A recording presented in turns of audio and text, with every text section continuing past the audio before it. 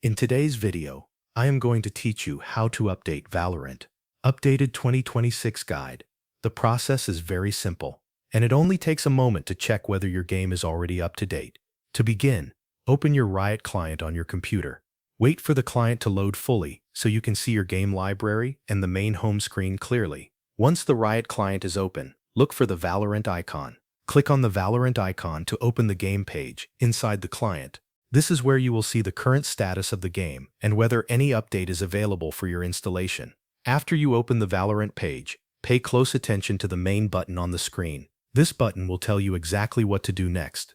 If the button says play, that means your Valorant game is already updated and ready to launch. In that case, you do not need to do anything else. Your game is fully up to date, and you can start playing whenever you are ready. If the button says update instead of play, that means a new patch or game version is available. Click on the Update button, and the Riot client will begin downloading and installing the latest update for Valorant. Depending on the size of the update and the speed of your internet connection, this may take a few minutes.